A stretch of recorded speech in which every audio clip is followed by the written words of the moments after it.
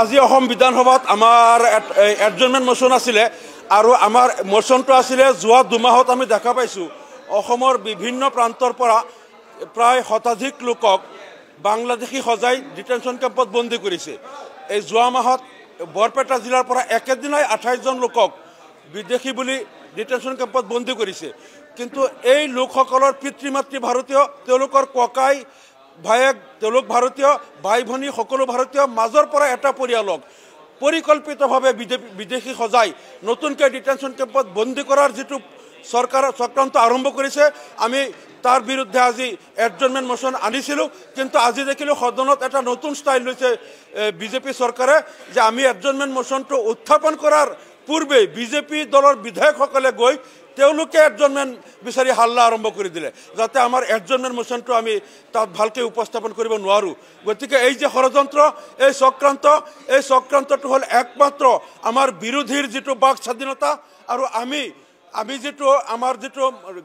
গৰীব জনতাৰ স্বাৰ্থত আমি যিবিলাক গুৰুত্বপূৰ্ণ বিষয় উপস্থাপন কৰোঁ সেইটোক বাধা দিয়াৰ এটা তেওঁলোকৰ চক্ৰান্ত। এতিয়া আমি যিটো বিষয় আজি উত্থাপন কৰিছিলোঁ অতি গুৰুত্বপূৰ্ণ কথা, কাৰণ এইখন দেশত যিসকলে বাংলাদেশৰ মাটি হালধীয়া নে বগা নে কোলা নাজানে, যাৰ পিতৃ মাতৃয়ে বাংলাদেশৰ মাটি চিনি নাপায়, যাৰ ককা দেউতাৰ জন্ম এইখন দেশত, যাৰ ককা দেউতাৰ পূৰ্বপুৰুষ এই দেশত জন্ম মৃত্যু, সেই লোকসকলক হঠাৎ বাংলাদেশী সজাই পৰিকল্পিতভাৱে যিটো তেওঁলোকক ডিটেনশ্যন কেম্পত বন্দী কৰা হ'ল, তাৰ আঁৰত আমি দেখিছোঁ বিদেশী ন্যায়াধিকৰণবিলাকেও ইয়াত এটা ভূমিকা পালন কৰি আছে। কাৰণ বিদেশী ন্যায়াধিকৰণত আমি দেখিছোঁ কোনো লোকে তেওঁলোকে যদি 20টা ডকুমেণ্ট দিয়ে, তাৰ ভিতৰত 15টা ডকুমেণ্টত voter list, voter identity card, PAN card, driving licence, panchayat certificate, তাৰপিছত স্কুল চাৰ্টিফিকেট আৰু বিভিন্ন মাটিৰ তথ্য পাতি সকলোতে পিতৃৰ নাম লগত থকাৰ পিছতো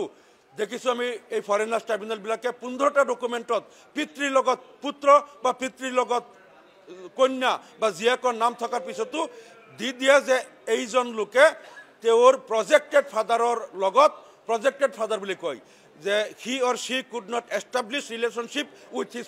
প্ৰজেক্টেড ফাদাৰ বুলি কৈ এটা সহজ বাক্যত সকলোকে বিদেশী বনাই দিয়ে, যাৰ পিতৃ মাতৃও ভাৰতীয় নাগৰিক, ককা দেউতাৰ ভাৰতৰ নাগৰিক। গতিকে এই যে চক্ৰান্তটো আৰম্ভ হৈছে পৰিকল্পিতভাৱে এটা জনগোষ্ঠীক নিঃস্ব কৰাৰ কাৰণে, এটা জনগোষ্ঠীৰ লোকক সাংবিধানিক গণতান্ত্ৰিক অধিকাৰৰ পৰা বঞ্চিত কৰাৰ কাৰণে, এটা জনগোষ্ঠীক এনেকৈ নিৰ্যাতন কৰি হাৰাশাস্তি কৰি অন্য কিছুমান উগ্ৰ সাম্প্ৰদায়িক শ্ৰেণীৰ ভোট আদায়ৰ কাৰণে যিটো চক্ৰান্ত আৰম্ভ হৈছে, বহু পৰিয়াল নিঃস্ব হৈ পৰিছে, এটা জনগোষ্ঠী ধ্বংস হৈ পৰিছে, তাৰ বিৰুদ্ধে আমি আজি সদনত যিটো এডজৰ্নমেণ্ট মোচন আনিছিলোঁ,